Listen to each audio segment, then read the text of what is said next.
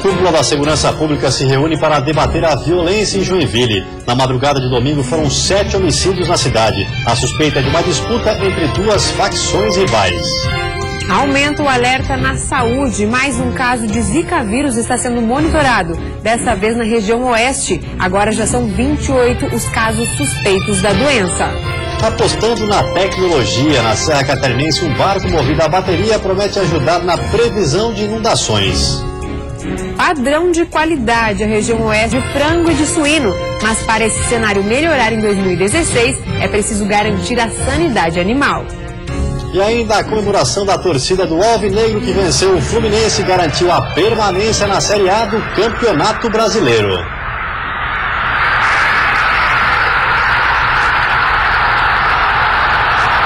E a decepção dos havaianos com o rebaixamento do time para a Série B do ano que vem. O Mantidade desta segunda-feira já está no ar.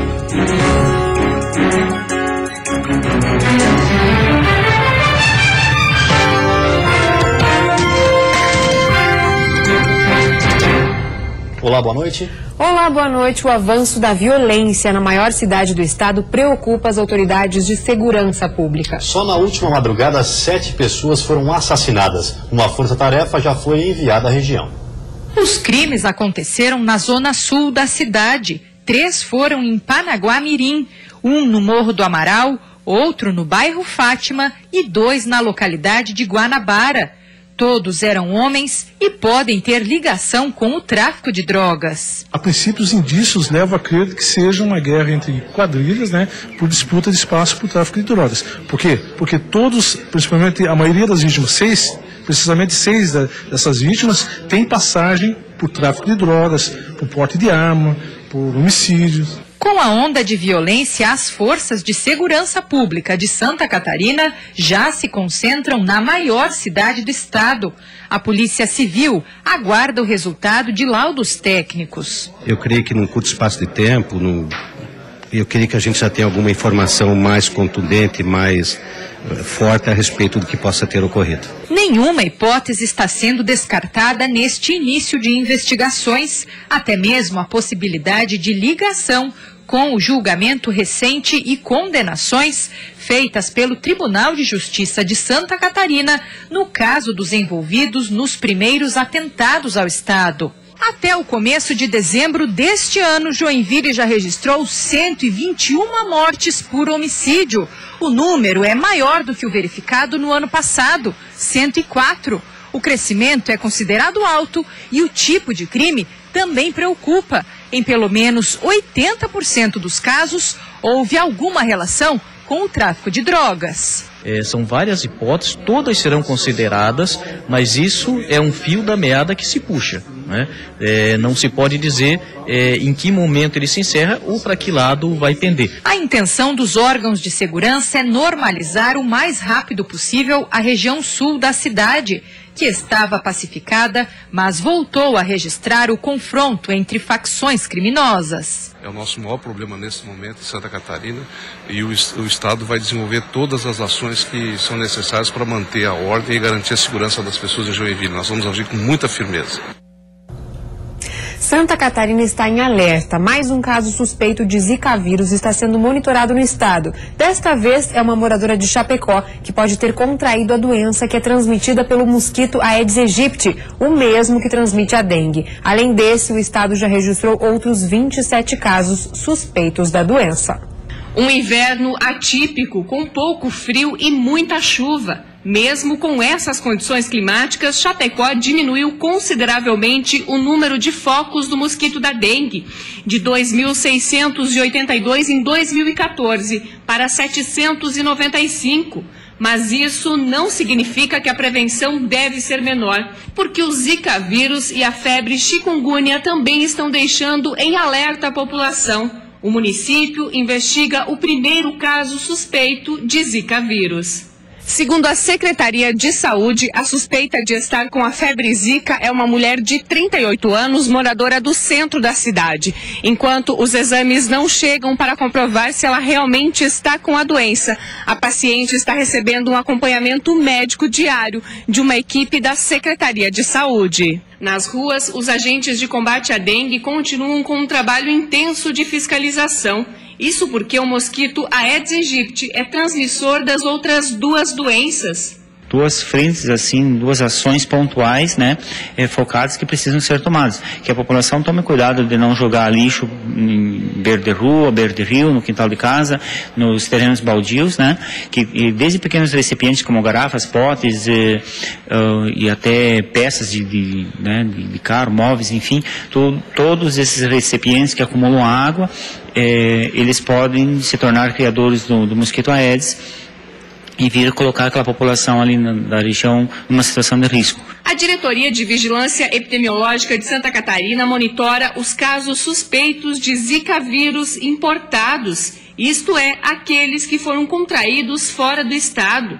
27 pessoas foram identificadas com suspeita da doença, sendo que 20 foram descartadas, e o alerta vale para todas as regiões do estado. Importante a gente destacar que a prevenção ela não se dá apenas para a dengue, mas também para a febre chikungunya e o Zika vírus, que são duas outras enfermidades que as pessoas apenas agora estão ouvindo falar e que, assim como a dengue, são foco do nosso trabalho aqui e que são ameaça à saúde pública da população. Dona Lenir está preocupada com a descoberta da nova doença e já redobrou os cuidados em sua residência. Cuido bem, não deixo água parada nos vasos de flor, limpo, troco a água todo dia do cachorro, limpo tudo, não deixo água parada em lugar nenhum.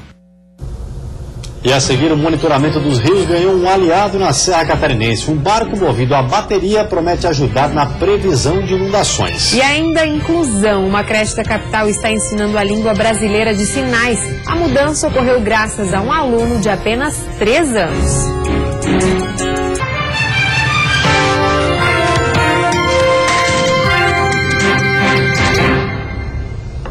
Na Serra Catarinense, um barco movido a bateria promete ajudar na previsão de inundações em períodos de chuva. A tecnologia americana foi uma aquisição do curso de Engenharia Ambiental da UDESC. Olhando assim, até parece um barco de brinquedo. Mas você já ouviu falar na expressão "as aparências enganam"? Nesse caso, enganam mesmo. É que esse barco não serve para brincar, não. Ele foi desenvolvido por uma empresa nos Estados Unidos e trazido aqui para o Brasil através da Universidade do Estado de Santa Catarina. Sua missão? Medir a vazão dos rios. Com isso, nós vamos poder ter ideia do comportamento das vazões máximas e das vazões mínimas dos rios. E através das máximas, nós podemos estudar os processos de inundações que causam os desastres. E através das mínimas, nós podemos estudar os períodos de baixa vazão, de secas e de possível falta de água. Essa medição vai auxiliar principalmente a Defesa Civil em épocas de cheia. Com barcos será possível prever as inundações com mais precisão. Esses mapas gerados a partir desse trabalho façam com que a Defesa Civil se antecipe aos eventos. Então, sempre quando ocorrer uma possibilidade de chuva, já pela previsão, nós podemos antecipadamente ir até as comunidades e retirar as pessoas, preservando a vida e o patrimônio das pessoas. Além disso, o barco também faz o mapeamento do fundo dos rios. Movido a bateria, ele é o único do Brasil. A novidade é que o barco pode ser controlado através desse controle remoto, sem que seja preciso entrar na água para fazer trabalho. O que elimina uma série de inconvenientes e de problemas dos métodos convencionais, que exigem muitas vezes de entrar com barco na água, ou transpassar cabos de uma margem a outra, e muitas vezes, em algumas situações, pode até colocar em risco a vida dos operadores. Todos os dados são mandados para esse computador através de gráficos. Aqui é possível verificar a profundidade e vazão do rio. Talvez aqui esteja a solução para minimizar os problemas causados pelas cheias. Mas, por enquanto, ele será usado apenas nos rios da região serrana, para quem sabe um dia navegar por outros rios do estado.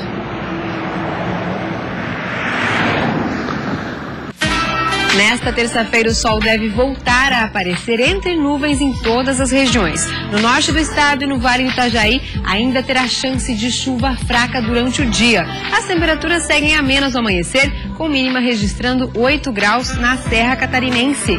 No Planalto Norte e Vale do Itajaí, mínima de 11 graus. No Litoral Sul e Grande Florianópolis, mínima de 15. Já no Litoral Norte, as temperaturas variam entre 18 e 24. E a máxima no estado chega aos 29 graus no oeste e Litoral Sul.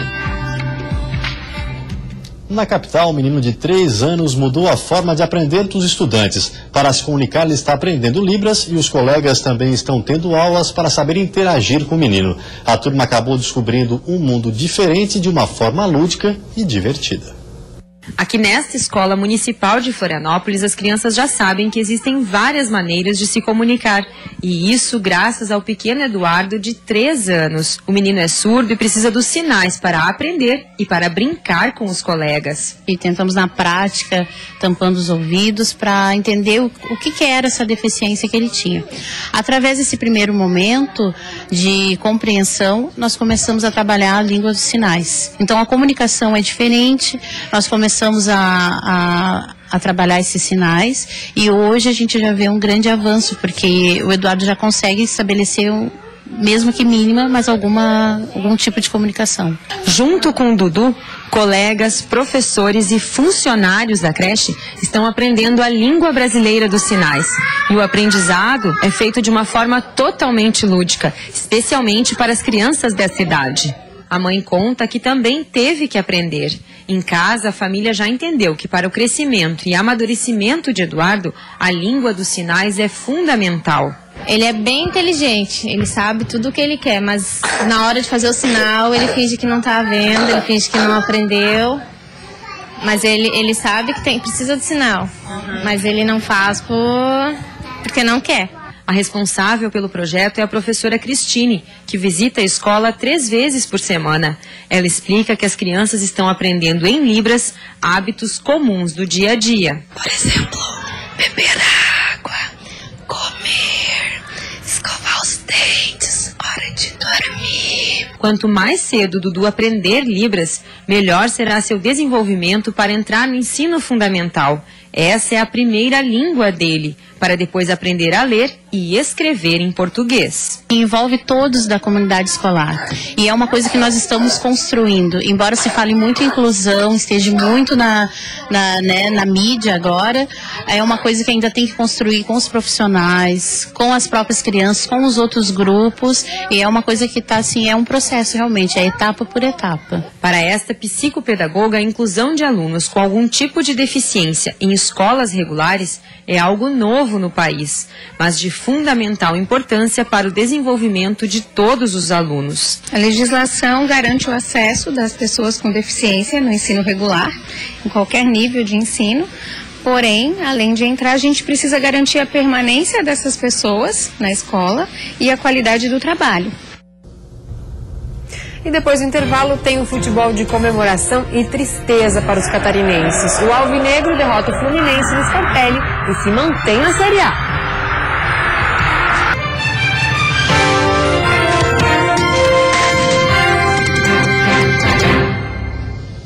Futebol, alegria e frustração para os torcedores da capital. Figueirense garantido na Série A e Avaí rebaixado. No Orlando Scarpelli, a vitória do Alvinegro contra o time misto do Fluminense não foi nada fácil. No cruzamento de Magno Alves, 3 jogadores do Figueirense dividiram a bola e por pouco o Fluminense não abriu o placar. Por falar nisso, se havia alguma dúvida em relação ao Flu, o primeiro tempo mostrou que os cariocas não iriam facilitar a vida dos catarinenses. Nervoso, o Figueirense tentava na bola aérea, já que por baixo os passes não tinham a precisão necessária. Na melhor chance do primeiro tempo, Carlos Alberto e depois Leandro Silva pararam na zaga tricolor. Se no primeiro tempo o Figueirense pouco assustou o Fluminense por conta do nervosismo, no intervalo, um cara que é sempre tranquilo e acostumado a fazer gols decisivos entrou para balançar a rede. Marcão, atacante no lugar de João Vitor, volante. Substituição ousada, mas que precisou de 3 minutos para se mostrar acertada. Quando o jovem zagueiro Arthur parou no lance achando que a bola tinha saído, Marcão mostrou por que tem o apelido de predestinado. Arrancou diante do meio-campo, deixou a zaga tricolor no chão e estufou a rede no Scarpelli. Eu conversando com minha esposa, falei, amor, não só eu, junto com o grupo do Figueirense, eu vou decidir, eu vou fazer o gol da permanência. Graças a Deus, Deus me abençoe, pude estar aqui hoje comemorando junto com meus companheiros. A partir desse momento, o Figueirense fazia sua parte e voltava as atenções para São Paulo, onde o Avaí enfrentava o Corinthians. A euforia da torcida do Figueiras só esfriou quando saiu o gol do Avaí na Arena Corinthians e o clima da arquibancada passou para dentro de campo.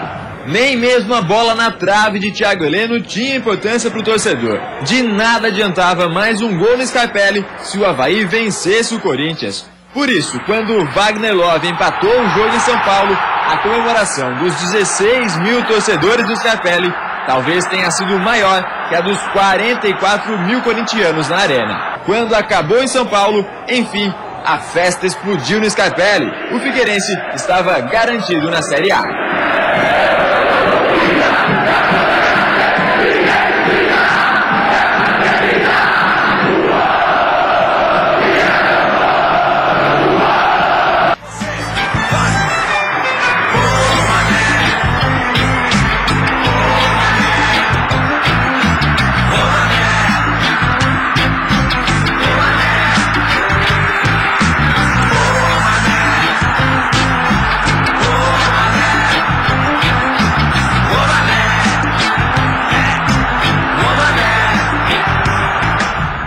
E no estádio Itaqueirão, praticamente lotado, o Avaí bem que tentou, mas não conseguiu segurar a vitória diante do Corinthians. Cedeu o empate e acabou rebaixado. Dependendo apenas de si para ficar na Série A, o Avaí começou segurando o Corinthians em Itaquera. Mesmo assim, o campeão brasileiro criou algumas oportunidades, mas sem grandes sustos ao gol de Wagner no primeiro tempo. Já na segunda etapa, logo que o Figueirense abriu o placar contra o Fluminense, o Avaí, precisando da vitória, partiu para cima. No cruzamento de Nino Paraíba, Claudinei de cabeça estufou a rede de Cássio e ia se tornando o herói mais improvável da permanência do Leão na Série A. Só que o Corinthians queria o recorde de pontos no campeonato. Mais do que isso, queria presentear seu torcedor com uma vitória no último jogo do ano. No vacilo da zaga havaiana, Wagner Love empatou o jogo e instalou o desespero dos jogadores do Avaí.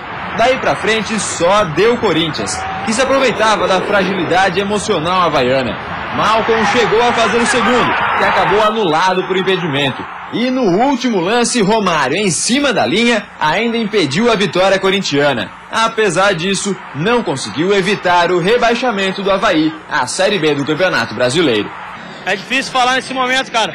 A gente já vem sofrendo já tem um tempo aí e sabíamos que ia ser difícil aqui. Eu acho que se não fosse um jogo de rebaixamento para a última rodada, seria um bom jogo com o Corinthians aqui, empatar com o time aqui, que ganhou acho que 17 partidas, é difícil, mas agora é ver o que acontece. Não adianta a gente apontar agora os culpados. A gente sabe que todos tiveram uma parcela de culpa, tanto os atletas quanto a comissão técnica, quanto a direção, e o que tem que ser feito é uma análise em relação a isso, para que o clube não volte a sofrer com a situação negativa como a que acontece hoje.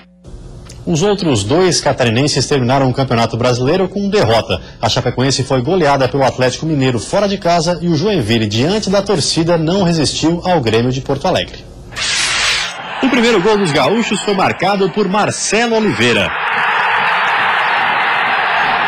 O segundo começou depois de uma jogada que quase acabou no gol do Jack, mas no contra-ataque e contando com a poça d'água, Bobô aproveitou e fechou o placar para os gremistas. 2-0.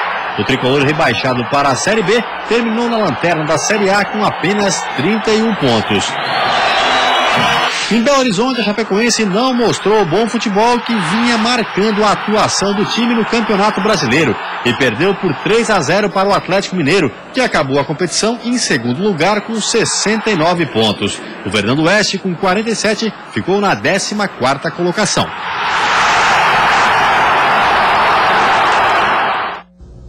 E a seguir, uma mudança no recolhimento do ICMS deve beneficiar 14 municípios do meio-oeste do estado. E ainda para manter a excelência na produção, lideranças do estado se reúnem para discutir a sanidade animal.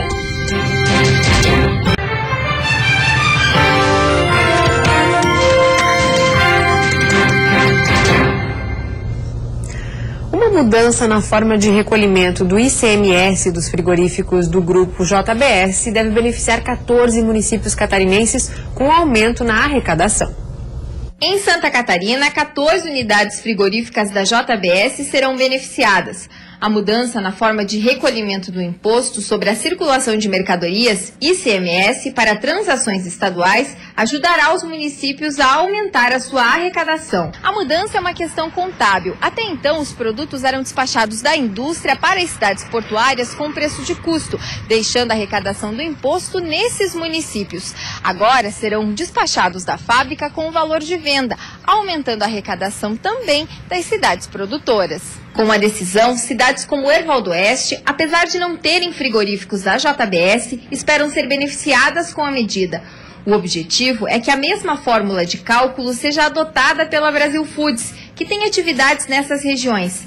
Com precedente, a arrecadação, que hoje caiu dos 73% para os 25%, pode voltar a apresentar alta. A ação da JBS foi uma ação de sensibilidade, de entender a dificuldade dos municípios, onde que tem uma empresa de expressão muito forte, mas que também exige muito investimento da prefeitura, exige muita manutenção de estrada, exige muitos investimentos para poder manter toda a estrutura. O prefeito deve se reunir ainda essa semana com representantes da Brasil Foods em Erval do Oeste e aguardar um posicionamento da empresa. Isso impacta no mínimo 5 milhões de reais por ano, que para um município como Erval do Oeste é um valor muito expressivo, faz com que se possibilite implementar muitas outras ações e que com certeza hoje está nos fazendo falta. A região oeste se destaca pela excelência na produção de carnes de frango e suíno, mas para esse cenário melhorar em 2016, lideranças do estado se reuniram para discutir a sanidade animal. Líder na produção e exportação de carnes de frango e suíno, a região oeste é responsável pelo envio de milhões de toneladas desses produtos para o consumo do país e o exterior. Mas para esse cenário melhorar cada dia mais, lideranças do setor do agronegócio discutiram formas de continuar com excelência em sanidade, sempre buscando novos compradores. E nós termos uma situação de status sanitário diferenciado, que é justamente sermos uma área livre de febre aftosa sem vacinação, uma área livre de peste suína clássica, também de gripe aviária, gripe suína e tantas doenças que preocupam a produção animal do mundo. Em todas as épocas do ano, a Companhia Integrada de Desenvolvimento Agrícola, a SIDASC, realiza fiscalizações para impedir que doenças possam comprometer a sanidade no estado. Agora, as barreiras sanitárias são extremamente importantes para uma necessidade de extrema urgência, onde até nas vezes passadas foi acionado o Exército Brasileiro e nós temos uma estrutura então já posta que pode ser acionada imediatamente de uma forma mais rude de fiscalização e até de a gente segurar qualquer coisa que possa pôr em risco a condição sanitária do Estado. Além da sanidade, é preciso melhorar também a logística, evitando assim que as empresas daqui não procurem outros estados para investir. Outra necessidade é que o escoamento da produção seja realizado de uma forma mais rápida e barata até os portos catarinenses. De curto prazo é o mercado internacional, nós estamos em uma situação privilegiada, principalmente o nosso agronegócio aqui do Oeste, com essa condição. Nós não podemos correr o risco de perder. Então, é sempre importante chamar a atenção de cada catarinense, de cada produtor, do governo estadual, dos governos municipais, para o controle sanitário. E antes de encerrarmos, vamos ver como está o trânsito ao vivo aqui na capital. Você vê imagens das pontes Pedro Ivo Campos e Colombo Salles, que fazem a ligação entre a ilha e o continente. Movimento mais intenso, com lentidão, para quem deixa a ilha de Santa Catarina. Na Grande Florianópolis faz 21 graus neste momento. E você fica agora com o Jornal da Band. Uma ótima noite a todos e até amanhã. Uma boa noite para você. Até amanhã.